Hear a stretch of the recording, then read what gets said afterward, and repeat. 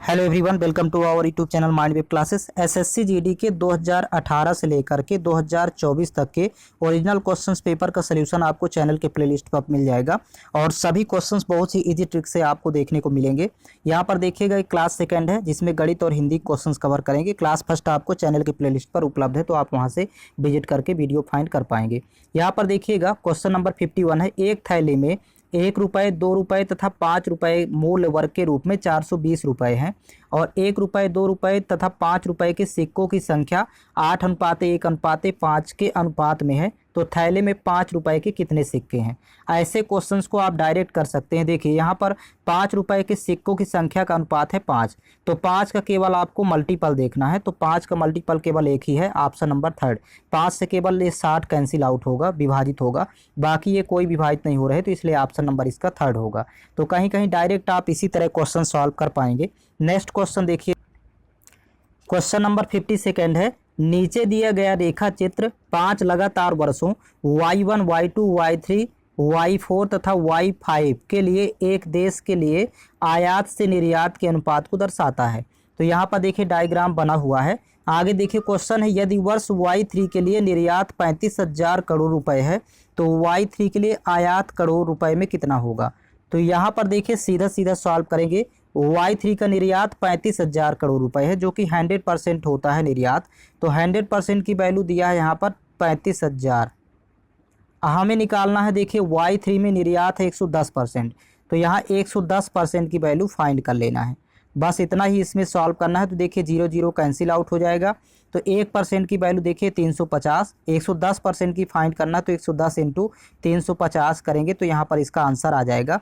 तो देखिए 11 25 55 की 5 हासिल 5 और 11 33 33 5 38 और डबल 0 लगाएंगे तो 38,500 रुपये हो जाएगा इसका आंसर। तो ऑप्शन नंबर इसका फर्स्ट करेक्ट है, 38,500 रुपये आयात होगा। नेक्स्ट क्वेश्चन देखिएगा, क्वेश्चन नंबर 53 है। यदि P Q से 40% कम है तो Q P से कितना प्रतिशत अधिक है। इस तरह के क्वेश्चंस को देखिए सॉल्व करेंगे। कह रहा कि P Q से 40% कम है, तो मूल मान तो 100% होता है और 100 का 40% 40 ही होगा, तो 40 जब कम करेंगे तो वैल्यू हो जाएगी 60। 100 में 40 कम कर देंगे तो वैल्यू हो जाएगी 60। अब कह रहा है कि Q P से कितने प्रतिशत अधिक है, तो यहाँ पर देखिए प्रतिशत अधिकता निकालना है या प्रतिशत अधिक निकालना है। तो याद रखिएगा ये जो 40 कम किए तो 40 ऊपर रखेंगे और ये परिवर्तित मान नीचे आ जाएगा, 60 नीचे आएगा, इंटू कर देंगे 100 और प्रतिशत का सिंबल लगाना है। तो देखिए 20 दूनी 40, 20 तिहाई 60। अब 2/3 की वैल्यू होती है 66.66, ये आपको याद रखना है। या फिर इसको 2 इंटू 100 करेंगे तो 200 और बटे कर देंगे यहाँ पर 3, तो 200 में जब 3 से भाग करेंगे तब भी वैल्यू आएगी 66.66। इसका ऑप्शन नंबर फोर्थ करेक्ट होगा। बस केवल इतना ही इसमें सॉल्व किया जाता है। नेक्स्ट क्वेश्चन देखिएगा,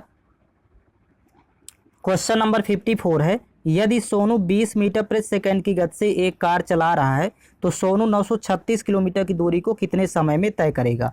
यहाँ पर देखिएगा समय पूछ रहा है कितने समय में, तो समय बराबर फार्मूला पहले लिख लेंगे। समय बराबर होता है दूरी बटे चाल, ये फार्मूला पहले आपको लिख लेना है और इसी में वैल्यू पुट कर देंगे। देखिए यहाँ पर दिया हुआ है दूरी 936 किलोमीटर, किलोमीटर में दूरी दी हुई है 936 किलोमीटर, और यहाँ पर चाल देखिए दिया है मीटर प्रति सेकंड में 20 मीटर प्रति सेकंड, तो इसको भी किलोमीटर प्रति घंटा में कन्वर्ट करना है, तो 18/5 से गुणा कर देंगे। बड़ी इकाई में बदलना है तो ऊपर वाला मान बड़ा होगा 18/5। आप कैंसिल आउट कर लेंगे, 5 एकम 5, 5 चौक 20।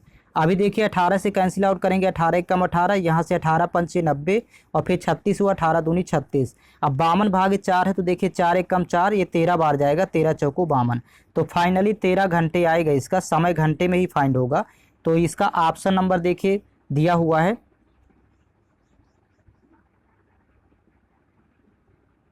ऑप्शन नंबर फर्स्ट करेक्ट होगा 13 घंटे। नेक्स्ट क्वेश्चन देखेंगे, क्वेश्चन नंबर 55 है। एक वस्तु को 15% की छूट देने के पश्चात 4777 रुपये में बेचा गया है, तो वस्तु का अंकित मूल्य क्या होगा। यहाँ पर देखिएगा 15% की छूट दिया, तो जब 100 में 15 घटाएंगे तो वैल्यू हो जाएगी 85, 85% बचेगी। अब 85% बराबर दिया है 4777। यहाँ पर 1% की यदि फाइंड करेंगे तो देखिए 1% बराबर हो जाएगा 4777 बटे हो जाएगा 85। अब कह रहा है कि वस्तु का अंकित मूल्य क्या है, तो अंकित मूल्य होता है हमेशा 100%। हमें 100% की वैल्यू निकालना है। तो 1% की देखिए यहाँ पर दिया हुआ है, 100% की यहीं से फाइंड कर लेंगे। से 1% की 4777/85 और 100% की निकाल रहे हैं तो इंटू कर देंगे 100। अब देखिए यहाँ से कैंसिल आउट करेंगे 5 से तो 17 बार जाएगा, 17×85। 5 से इसको भी कैंसिल आउट करेंगे तो 20×5 = 100 आएगा। फिर 17 से कैंसिल आउट करेंगे, 17 × 17 यहाँ से देखिएगा 17 दूनी 34। फिर यहाँ पर बचा 13 137, 17 8 136, फिर 1 17, 17 1 17, 281 बार जाएगा। अब 281 इंटू 20 कर देंगे तो यहाँ पर इसका आंसर आ जाएगा अंकित मूल्य वस्तु का। 2 1 2 की 2, फिर 2 8 16 की 6 हासिल 1, 2 दूनी 4, 4 1 5, यहाँ पर 0। 5620 रुपये हो जाएगा अंकित मूल्य। इसका ऑप्शन नंबर 3 करेक्ट है। नेक्स्ट क्वेश्चन देखिएगा, क्वेश्चन नंबर 56 है। यदि दो वस्तुओं का मूल्य क्रमशः है 3:2 के अनुपात में है, पहली वस्तु का मूल्य 40% बढ़ाया जाता है तथा दूसरी वस्तु का मूल्य x% घटाया जाता है, तो नया अनुपात देखिए हो जाता है 7:3। तो यक्स का मान क्या होगा। अब यक्स का मान ऑप्शन से रखेंगे। पहले देखिए प्रारंभिक अनुपात दिया है मूल्य का 3:2, यहाँ पर ये वैल्यू लिख लेते हैं 3:2। अब यहाँ पर देखिएगा पहली वस्तु का मूल्य 40% बढ़ाया जाता है, तो जब 100 में 40 बढ़ाएंगे तो 140 हो जाएगा। तो यहाँ इंटू कर देंगे 140 फर्स्ट वाले में। और सेकंड में कह रहा है कि सेकंड का मूल्य x% घटाया जाता है, तो नया अनुपात प्राप्त होता है 7:3। अब ऑप्शन से यदि देखेंगे तो यक्स की वैल्यू यदि 10 लेते हैं तो जब 10% घटाएंगे तो 100 में 10 माइनस करेंगे तो वैल्यू बचेगी 90। तो यहाँ इसमें 90 का गुणा करेंगे। तो अब देखते हैं क्या नया अनुपात 7:3 प्राप्त होता है। तो इसको सॉल्व कर लेते हैं। देखिए 0 0 पहले कैंसिल आउट हो जाएगा, यहाँ 140 था। अब 2 से 2 1 कम 2, 2 7 14, 7 बार जाएगा। 3 1 कम 3, 3 3 9। देखिए यहाँ पर 7:3 ही प्राप्त हो रहा है नया अनुपात। तो कुल मिलाकर के यहाँ पर ऑप्शन से ही रखेंगे एक्स की वैल्यू, जो सेकंड में घटा रहा है एक्स का मान x% अर्थात 10%, इसका ऑप्शन से रख लेंगे। तो ये नया अनुपात 7:3 प्राप्त हो गया। तो इसको आप वेरीफाई कर लेंगे रख करके। नेक्स्ट क्वेश्चन देखिएगा, क्वेश्चन नंबर 57 है। U/V बराबर 4:7 तथा V/W बराबर 9:7 हो तथा यदि U बराबर 72 हो तो W का मान ज्ञात करें। तो यहाँ पर देखिएगा सबसे पहले तो UV/W 3 वैल्यू यहाँ पर दिख रही हैं। UV/W, UV का अनुपात 4:7 है तो यहाँ लिख लेंगे 4:7 U और V का। तो यहाँ पर V और W का अनुपात दे रखा है 9:7, तो 9:7 यहाँ पर लिख लेंगे V और W का। अब देखिए तीनों का सम्मिलित अनुपात निकालना है, U, V तथा W का। तो देखिए U का निकालना है तो यहाँ पर सबसे पहले U का जब फाइंड करना होगा तो 4 9 का गुणा करेंगे, 4 9 ये 36। यदि V का फाइंड करना है तो 7 और 9 का आपस में गुणा कर देंगे तो 7 9 ये 63, यहाँ पर अनुपात में 63 आ जाएगा। और जब W का निकालना होगा तो ये किनारे वाली वैल्यू गुणा करेंगे, 7 7 49। ये डायरेक्ट सम्मिलित अनुपात आ जाएगा तीनों का अनुपात में। आप कह रहा है कि यदि U बराबर 72 हो लेकिन अनुपात में U तो 36 है, तो यहाँ 36 अनुपात की वैल्यू दे रहा है 72, तो 1 अनुपात की आ जाएगी 2, 36 दूनी 72, 1 अनुपात की वैल्यू यहाँ पर 2 प्राप्त हो जाएगी। तो W का मान ज्ञात करना है, तो W का देखिए अनुपात में है 49, तो 49 यहाँ पर देखिए 49 बराबर निकालना, तो 49 इंटू 2 कर देंगे, क्योंकि 1 अनुपात की वैल्यू 2 है तो 49 अनुपात की निकालना है, तो 49 दूनी 98 आ जाएगा। W का मान 98 हो जाएगा। इसका ऑप्शन नंबर सेकेंड करेक्ट है। नेक्स्ट क्वेश्चन देखिएगा, क्वेश्चन नंबर 58 है। एक राशि साधारण ब्याज पर 5 वर्षों में 10,650 रुपये तथा 6 वर्षों में 11,076 रुपये हो जाती है, तो वह राशि क्या है। तो यहाँ पर देखिएगा पहले 5 वर्षों का मिश्र धन दिया है। देखिए 5 वर्षों में 10,650 रुपये हो जाती है, तो 5 वर्षों का अमाउंट अर्थात मिश्र धन दिया है 10,650। और यहीं पर देखिए 6 वर्षों का अमाउंट दे रखा है, तो 6 वर्षों का मिश्र धन लिख लेंगे यहाँ पर 11,076।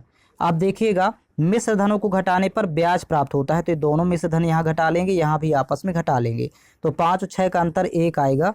तो यहाँ पर 1 वर्ष का आपको ब्याज मिल जाएगा, 1 वर्ष का SI।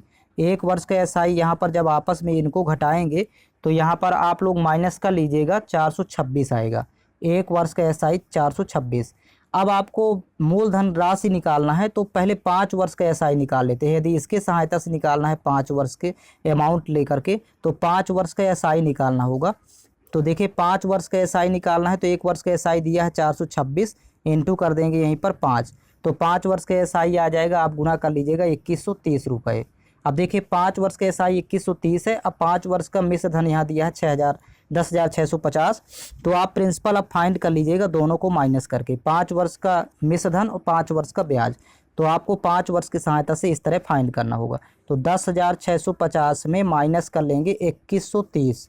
जब आपस में आप घटाएंगे तो वैल्यू आ जाएगी 8520 रुपये। 8520 रुपये प्रिंसिपल होगा, अर्थात वह राशि होगी। ऑप्शन नंबर इसका 4th करेक्ट है।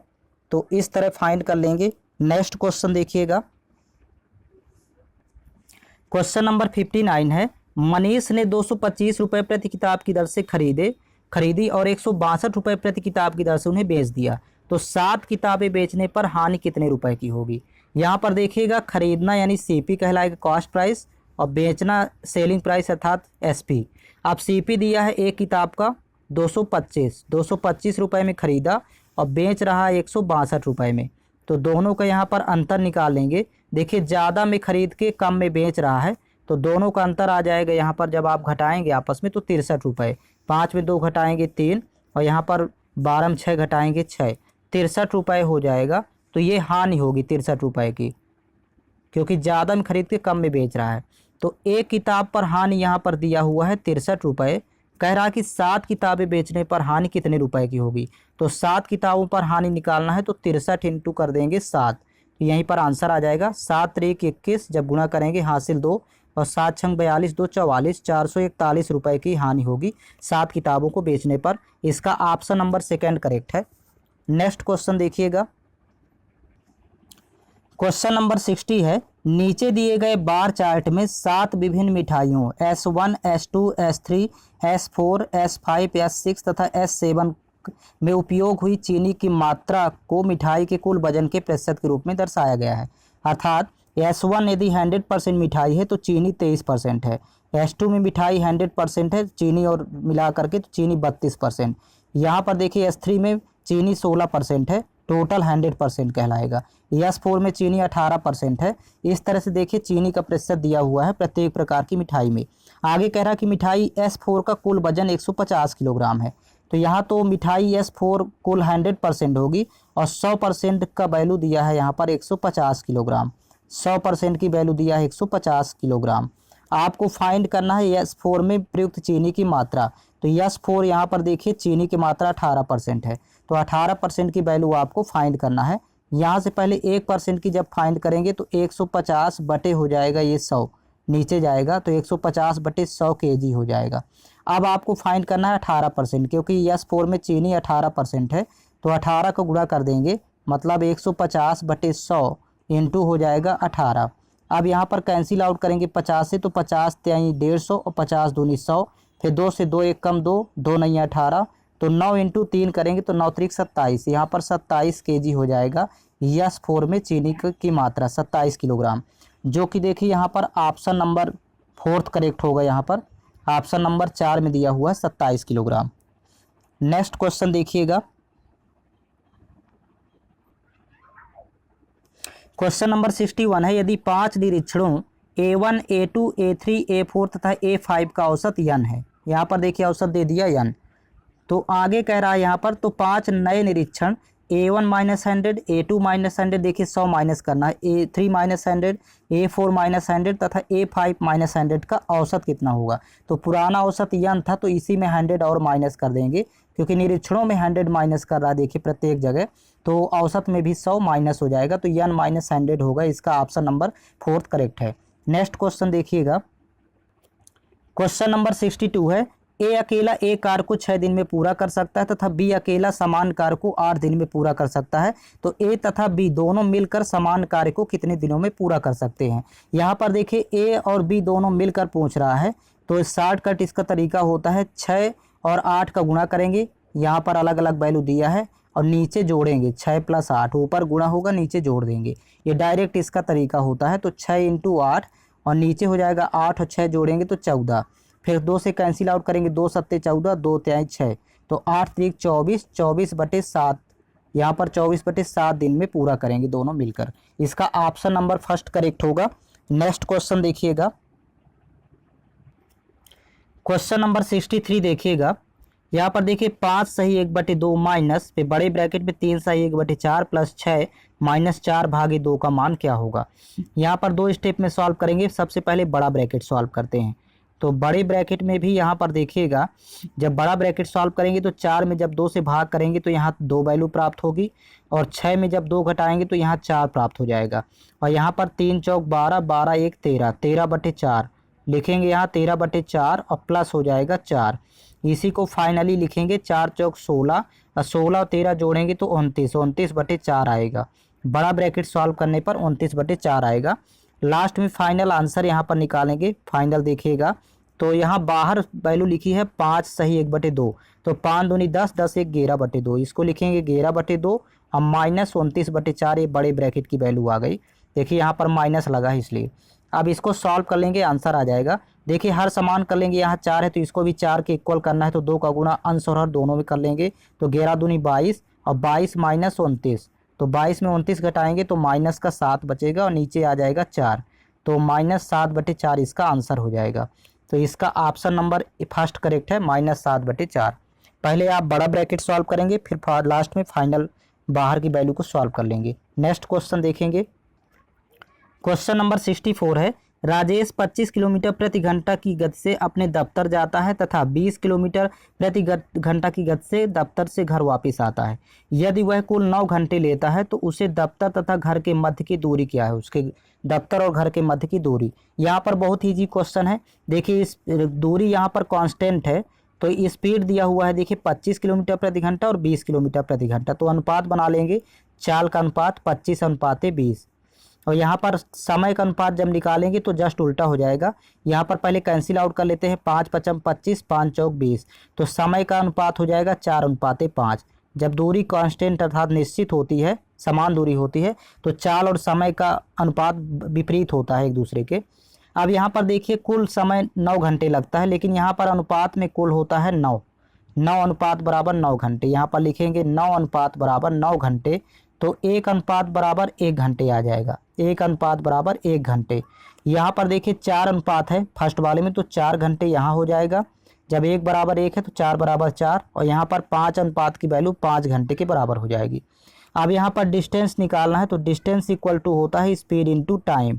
आप फर्स्ट वाले से निकाल लेंगे, क्योंकि फर्स्ट का समय 4 घंटे हैं और स्पीड दिया था 25, तो यहाँ पर वैल्यू पुट कर देंगे 25 × 4।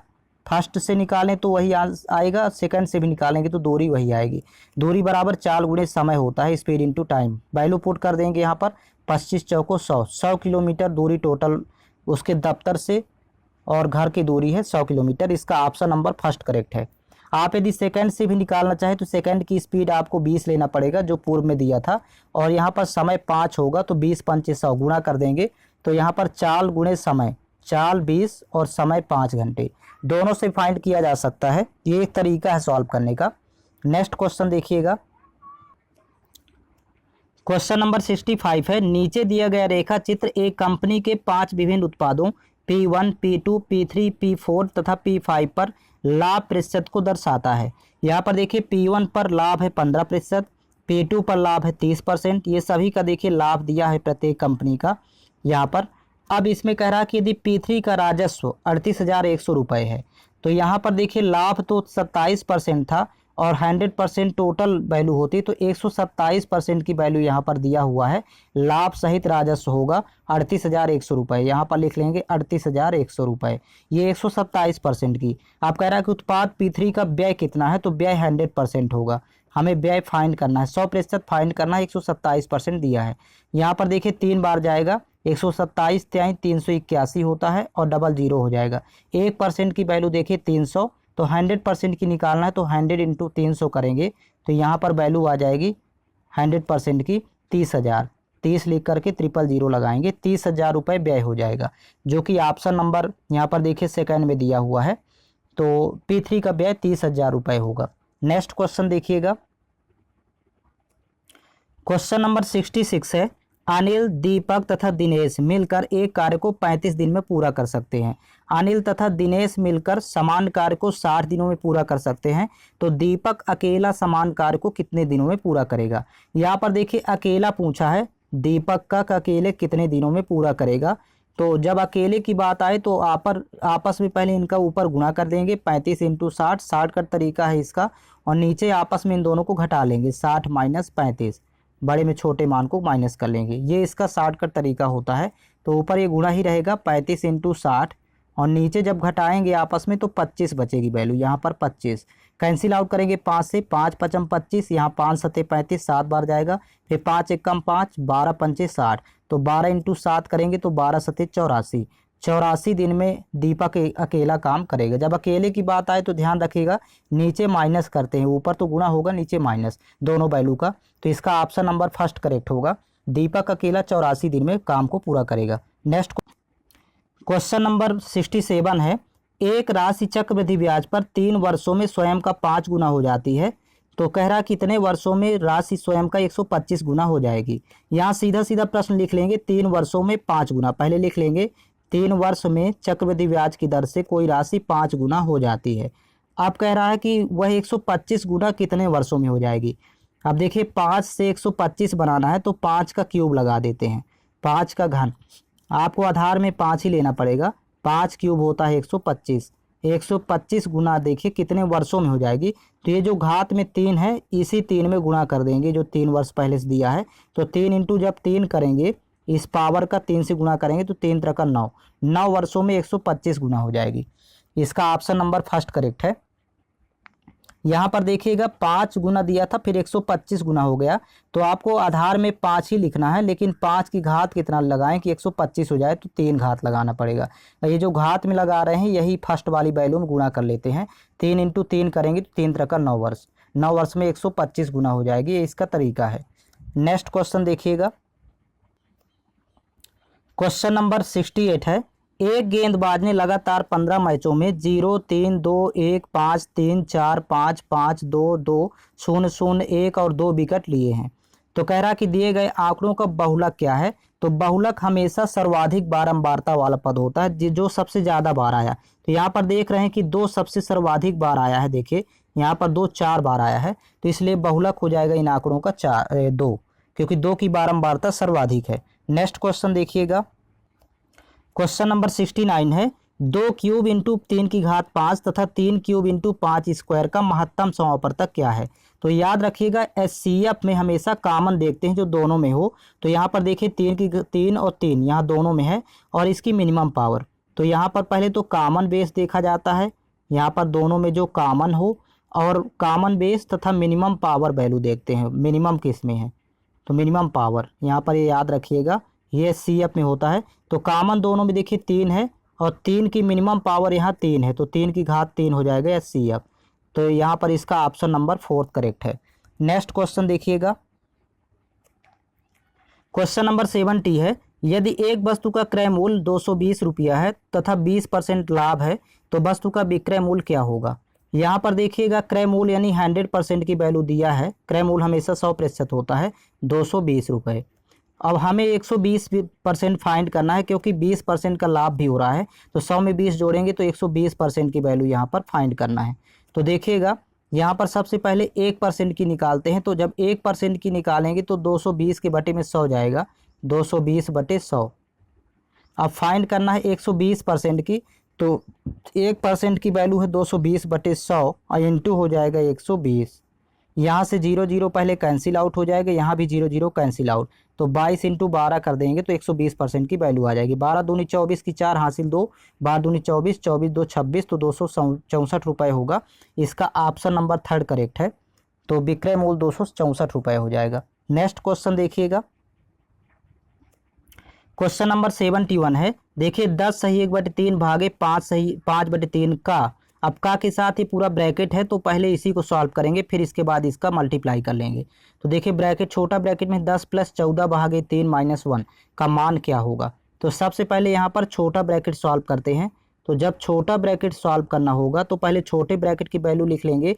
तो यहाँ पर लिखिए 10 + 14 भागे 3 है, तो 14/3 इसको लिखा जाएगा -1। यहाँ पर देखिएगा जब 10 में 1 घटाएंगे तो यहाँ तो 9 आ जाएगा, प्लस 14 भागे 3 है तो 14/3 इसको लिख लेंगे।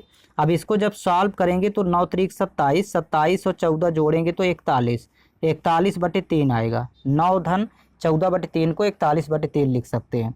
अब यहाँ पर देखिएगा फाइनल यहाँ पर बड़ा ब्रैकेट सॉल्व करेंगे, तो जब बड़ा ब्रैकेट सॉल्व करेंगे तो यहाँ पर देखिए बड़े ब्रैकेट में वैल्यू लिखी हुई है 10 तिहाई 30, 30 1 31। पहले यहाँ पर लिख लेंगे 31/3 और ये भाग का सिंबल है तो लिख लेंगे यहाँ पर भाग का सिंबल लगा लेंगे। और इसके बाद यहाँ पर देखिएगा 5/3 लिखा हुआ है तो यहाँ पर लिखेंगे 5/3 और का मतलब गुणा हो जाएगा जो छोटे ब्रैकेट की वैल्यू आई, तो गुणे छोटे ब्रैकेट की वैल्यू आई है 41/3। अब इसके बाद देखिएगा ये दोनों वैल्यू एक साथ हो गई, इन दोनों का मान एक साथ हो जाएगा, ये एक साथ है। तो जब आप देखिए भाग को गुणे में कन्वर्ट करेंगे 31/3 गुणे, तो ये दोनों का आंसर पलट जाएगा, मतलब इसको लिखेंगे 3/5 और इनटू हो जाएगा 3/41। इसी को सॉल्व कर लेना है। यहाँ पर 5 है देखिएगा, तो 3 से 3 कैंसिल आउट हो जाएगा। 31 × 3 करेंगे, 31 तिहाई होता है 93 और बटे 40 × 41 × 5 सॉरी करेंगे तो 40 पंचे 200, 41 पंचे 205। यहाँ पर 93/205 आएगा इसका आंसर। तो फाइनल ये आंसर हो जाएगा। इसका ऑप्शन नंबर सेकंड करेक्ट है। नेक्स्ट क्वेश्चन देखिएगा, क्वेश्चन नंबर 72। यहाँ पर देखिएगा एक कमरे की लंबाई, चौड़ाई तथा ऊंचाई क्रमशः 21 मीटर, 12 मीटर तथा 16 मीटर है। उस कमरे में रखी जा सकने वाली अधिकतर छड़ की लंबाई क्या होगी? सबसे बड़े छड़ की लंबाई। तो कमरे में रखी गई अधिकतम छड़ की लंबाई घनाभ के विकर्ण के बराबर होता है और घनाभ का विकर्ण होता है अंडरवुड लंबाई का वर्ग, चौड़ाई का वर्ग, धन ऊंचाई का वर्ग। तो आप स्क्वायर कर लेंगे और जोड़ लेंगे 21 का वर्ग प्लस 12 का स्क्वायर प्लस 16 का स्क्वायर, ये स्क्वायर रूट के अंदर रहेगा। अब देखिए सभी का वर्ग करके अब प्लस करना है, तो 21 का वर्ग होता है 441 प्लस 12 का वर्ग 144 और 16 का वर्ग होता है 256। अब इन सब को आप जब प्लस करेंगे तो यहाँ पर वैल्यू आ जाएगी, आप सभी को प्लस कर लीजिएगा 841। तो यहाँ पर लिख लेंगे 841। 841 का वर्गमूल होता है 29, तो यहाँ पर 29 मीटर हो जाएगी अधिकतम छड़ की लंबाई। इसका ऑप्शन नंबर थर्ड करेक्ट है। नेक्स्ट क्वेश्चन देखिएगा, क्वेश्चन नंबर 73 है। अध्यापक के वजन को शामिल करने पर 22 छात्रों के एक समूह का औसत वजन 1 किलोग्राम बढ़ जाता है और यदि 22 छात्रों के समूह का प्रारंभिक औसत वजन 31 किलोग्राम था तो अध्यापक का वजन क्या होगा?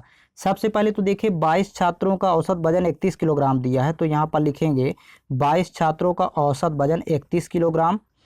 अब यहाँ पर देखिएगा अध्यापक को यदि शामिल कर लें तो 22 से हो जाएगा यहाँ पर 23, एक वैल्यू बढ़ जाएगी और यहाँ पर औसत वजन 1 किलोग्राम बढ़ जाता है, तो यहाँ पर अब 23 का कुल औसत वजन हो जाएगा 32, 31 से 32 हो जाएगा। यहाँ भी वृद्धि हो गई एक की। अब देखिए यहाँ पर एक वृद्धि हो रही है, यहाँ पर भी देखिए एक प्लस हो रहा है। तो क्या करेंगे इसमें, जब अध्यापक का वजन निकालना होगा तो एक इसका तरीका है, इस +1 का गुणा 22 से कर देना है और इस +1 का गुणा कर देना है 32 से और दोनों को जोड़ लेंगे। तो देखिए 32 से कम 32, यहाँ पर मल्टीप्लाई करना है, याद रखिएगा 32 से कम 32 प्लस जब 1 का गुणा 22 से करेंगे, 1 का 22 से, तो 22 से कम 22, दोनों को जब प्लस कर लेंगे तो इसका अध्यापक का वजन आ जाएगा 2 2 4 और 3 2 5, 54 किलोग्राम। अध्यापक का वजन हो जाएगा 54 kg। इसका ऑप्शन नंबर फर्स्ट की करेक्ट होगा। इसको दूसरा तरीका भी है, देखिए इसका बेसिक तरीके में आप देखिए 22 छात्रों का औसत वजन 31 किलोग्राम है, तो 22 छात्रों का कुल वजन निकालना, तो 22 × 31 कर लेंगे, तो 22 से कम 22 की 2 हासिल 2, 22 23 66 2 68, यहाँ पर हो जाएगा 682 किलोग्राम 22 छात्रों का कुल वजन। अब कह रहा है कि यदि अध्यापक को सम्मिलित कर लेंगे तो 23 हो जाएगा और औसत वजन 1 किलोग्राम बढ़ जाता है, तो यहाँ 32, तो इसका आपस में गुणा करेंगे तो 23 दूनी 46 की 6 हासिल 4 और 23 3 69, 69 और 4 73, यहाँ पर 736 किलोग्राम हो जाएगा, यहाँ पर अध्यापक सहित। अब कुछ नहीं करना, इसका आपस में इसको माइनस कर लेंगे तो अध्यापक का वजन आ जाएगा। तो 6 में जब 2 घटाएंगे तो 4 बचेगा और यहाँ 13 में 8 घटाएंगे तो 5, 54 kg आ जाएगा। इस तरह भी आप इसको फाइंड कर सकते हैं, ये एक सिंपल बेसिक तरीका है। नेक्स्ट क्वेश्चन देखिएगा, क्वेश्चन नंबर 74 है। एक शंकु की ऊंचाई 16 सेंटीमीटर तथा उसके आधार की त्रिज्या 30 सेंटीमीटर है। यदि इसे रंगने की दर 14 सेंटीमीटर स्क्वायर हो प्रति सेंटीमीटर स्क्वायर हो तो शंकु को बाहर से रंगने का कुल खर्च कितना आएगा? यहाँ पर देखिएगा बाहर से रंगना है, एक शंकु पहले यहाँ पर बना लेते हैं और यहाँ पर शंकु को जब बाहर से रंगना होगा, बाहर वाला पार्ट, तो ये वक्र पृष्ठ कहलाता है और शंकु का वक्र पृष्ठ होता है πr l। आपको पहले वक्र प्रस्थ निकालना होगा। इसका फार्मूला होता है पाई आर यल, याद रखिएगा। जहाँ यल तिर्यक ऊंचाई है, ये आपका यल कहलाएगा तिर्यक ऊंचाई। तो पहले आप यल फाइंड कर लीजिए। यल निकालने का फार्मूला होता है तिर्यक ऊंचाई यल बराबर √r² प्लस h², त्रिज्या का वर्ग प्लस ऊंचाई का वर्ग। तो देखिए यहाँ से यल फाइंड हो जाएगा। त्रिज्या दिया हुआ है 30, तो 30 का स्क्वायर कर लेंगे, प्लस ऊंचाई दिया है 16, तो यहाँ पर हो जाएगा 16 का स्क्वायर। तो 30 का स्क्वायर 900 और 16 का स्क्वायर 256, तो टोटल हो जाएगा 1156। और 1156 का वर्गमूल होता है 34। तो यहाँ पर आपका 34 सेंटीमीटर तिर्यक ऊंचाई आ जाएगी। अब यहाँ पर वक्र पृष्ठ फाइंड कर लेंगे, शंकु का वक्र पृष्ठ। और शंकु का वक्र पृष्ठ होता है पाई आर यल, क्योंकि ये बाहर बाहर जो लगा हुआ है कपड़ा, इसी को रंगना है, ये वक्र पृष्ठ के बराबर होता है। तो पाई आर यल, यहाँ पर पाई की वैल्यू 3.14 रखेंगे, क्योंकि 7 से कैंसिल आउट नहीं हो रहा, ना तो त्रिज्या ना तो तिर्यक ऊंचाई। त्रिज्या दिया है देखिए 30 सेंटीमीटर, तो यहाँ 30 रख लेंगे। और तिर्यक ऊंचाई जस्ट अभी 34 निकाले हैं, तो यहाँ रख लेंगे 34। तो जब शंकु का वक्र पृष्ठ आप निकालेंगे, मल्टीप्लाई करेंगे, तो यहाँ 3202.8 आएगा। गुणा कर लीजिएगा, 3202.8 सेंटीमीटर स्क्वायर। ये टोटल एरिया आ गया जिसमें कपड़े का, जिसको रंगना है। आप कह रहा है कि 1 सेंटीमीटर स्क्वायर का खर्चा है 14 रुपये। 1 सेंटीमीटर स्क्वायर का कुल खर्चा आएगा, यहाँ पर आएगा 14 रुपये। तो टोटल से देखिए एरिया है 3202.8, तो आपको 3202.8 सेंटीमीटर स्क्वायर को रंगना है। तो यहाँ पर खर्च आ जाएगा, गुणा कर लेंगे 3202.8 और इंटू हो जाएगा 14।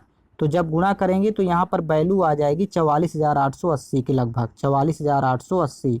यही इसका आंसर हो जाएगा, 44,880 रुपये। इसका ऑप्शन नंबर 4 करेक्ट है।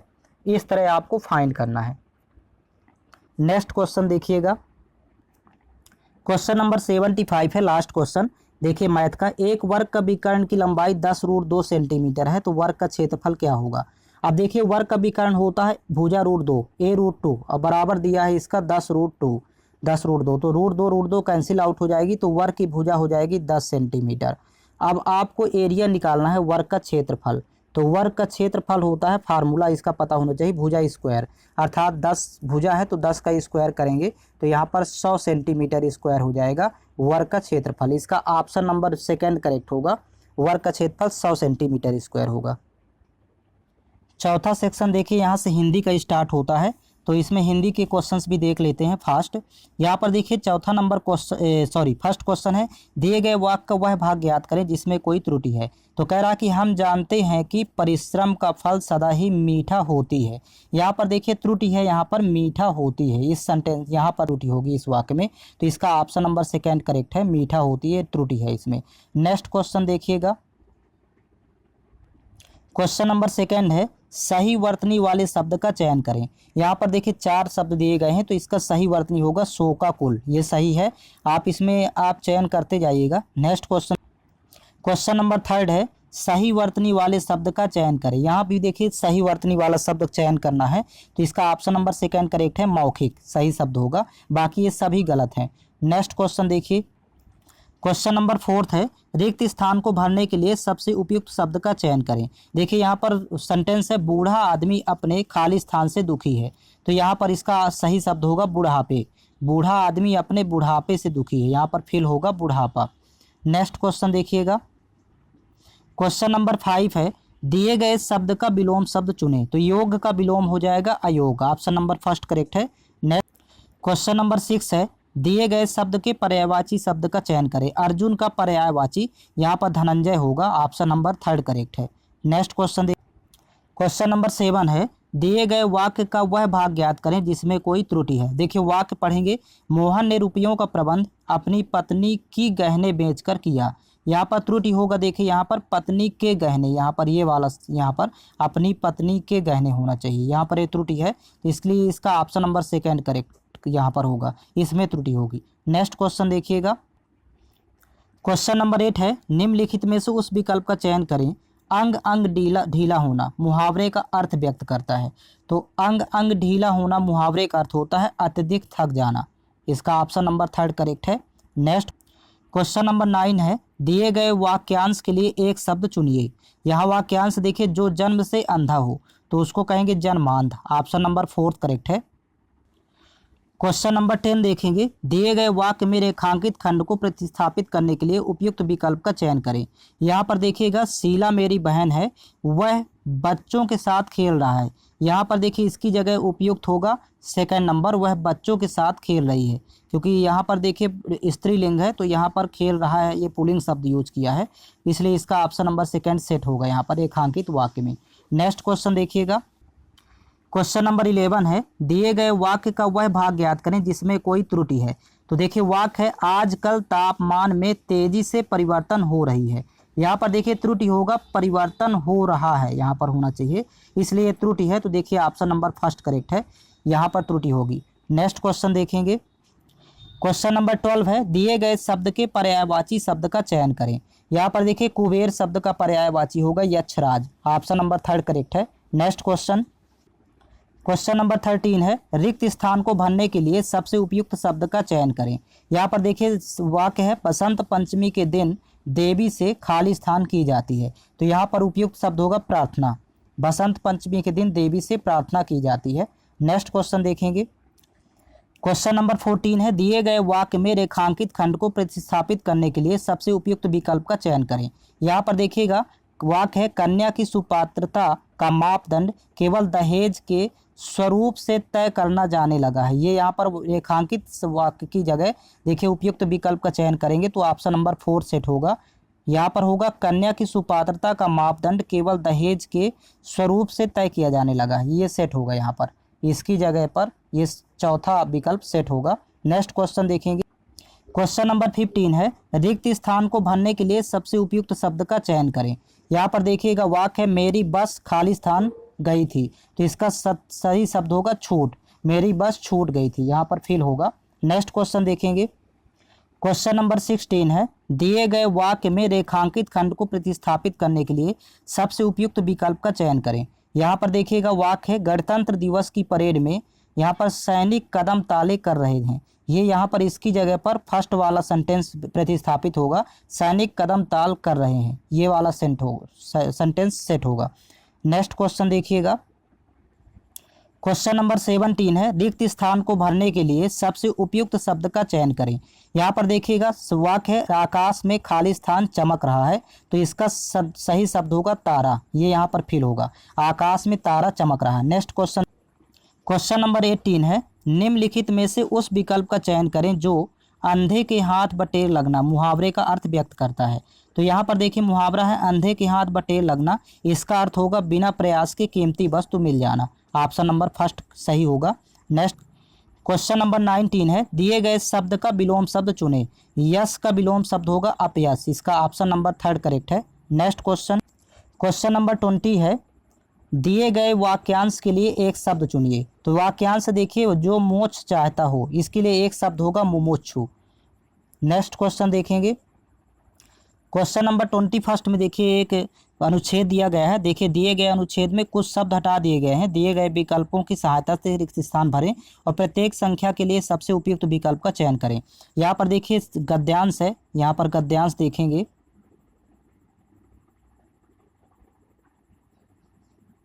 देखिए यहाँ पर गद्यांश है, आज अनेक भाषाओं में अनेक समाचार पत्र बाजार में उपलब्ध हैं, मनुष्य की खाली स्थान विशेषता है। अब यहाँ पर देखिए फर्स्ट वाले में यहाँ पर हो जाएगा चौथा, स्वभावगत, मनुष्य की स्वभावगत विशेषता है उसका। फिर यहाँ पर सेकंड वाले के लिए अगला क्वेश्चन होगा। तो यहाँ पर फर्स्ट विकल्प में यानी फर्स्ट रिक्त स्थान में ऑप्शन नंबर 4 करेक्ट होगा। कह रहा कि देखिए गद्यांश में संकेतित रिक्त स्थान एक के लिए उपयुक्त शब्द कौन सा होगा, तो यहाँ पर स्वभावगत। अगला देखेंगे क्वेश्चन नंबर 22 देखिए, यहाँ पर कह रहा है कि गद्यांश में संकेतित रिक्त स्थान 2 के लिए उपयुक्त शब्द कौन सा होगा। पहले तो यहाँ पर पढ़ेंगे, देखिए आज अनेक भाषाओं में अनेक समाचार पत्र बाजार में उपलब्ध है, मनुष्य की स्वभावगत विशेषता है, यहाँ पर तो स्वभावगत आ गया, उसका खाली स्थान होना। अब देखिए यहाँ पर जिज्ञासु होना, ऑप्शन नंबर फर्स्ट करेक्ट होगा, यहाँ फिल होगा सेकंड वाले रिक्त स्थान पर, उसका जिज्ञासु होना। तो आप विकल्प से आपको यहाँ पर फिल करते जाना है। नेक्स्ट देखिए क्वेश्चन नंबर 23 है, यहाँ पर देखिएगा कह रहा गद्यांश में संकेतित रिक्त स्थान 3 के लिए उपयुक्त शब्द कौन सा होगा। तो दो यहाँ पर तो देखिए 2 तक हो गया था, रात्रि में वह चैन की नींद सोकर प्रातः काल उठता है तो शीघ्र ही अपने आसपास के वातावरण के बारे में जानने का यहाँ पर हो जाएगा प्रयास, यहाँ पर जानने का प्रयास करता है। थर्ड नंबर में यहाँ पर प्रयास फिल होगा। इसी तरह आगे नेक्स्ट क्वेश्चन देखिए, क्वेश्चन नंबर 24 देखिए, गद्यांश में संकेतित रिक्त स्थान 4 के लिए उपयुक्त शब्द कौन सा होगा। तो आगे अब पढ़ेंगे। देखिए यहाँ तक तो हो गया था थर्ड तक। चाय की खाली स्थान के साथ, तो चाय की चुस्कियों के साथ यहाँ पर हो जाएगा देश विदेश की खबरों को जानने के लिए वह। अब आगे देखिए नेक्स्ट क्वेश्चन में हो, क्वेश्चन नंबर 25 देखिए, गद्यांश में संकेतित रिक्त स्थान 5 के लिए उपयुक्त शब्द कौन सा होगा। तो यहाँ पर देखिए चाय की चुस्कियों के साथ देश विदेश की खबरों को जानने के लिए वह खाली स्थान का सहारा लेता है।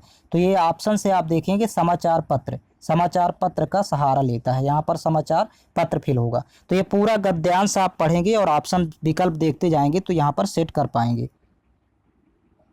आपको प्रत्येक शिफ्ट का क्वेश्चन पेपर 2 क्लास में कवर करवाएंगे। एक क्लास सेकंड है और इसका क्लास फर्स्ट आपको चैनल के प्लेलिस्ट में मिल जाएंगे। तो आपको फर्स्ट वाले पार्ट में रीजनिंग, क्लास फर्स्ट में रीजनिंग और जीके और जीएस, और यहाँ पर देखिए मैथ्स और हिंदी। तो इस तरह से आपको चारों पार्ट यहाँ पर कंप्लीट मिलेंगे। और ये 2018 से लेकर के और 2024 तक के ओरिजिनल क्वेश्चंस पेपर का सल्यूशन बहुत ही ईजी मेथड से उपलब्ध करवाया जाएगा।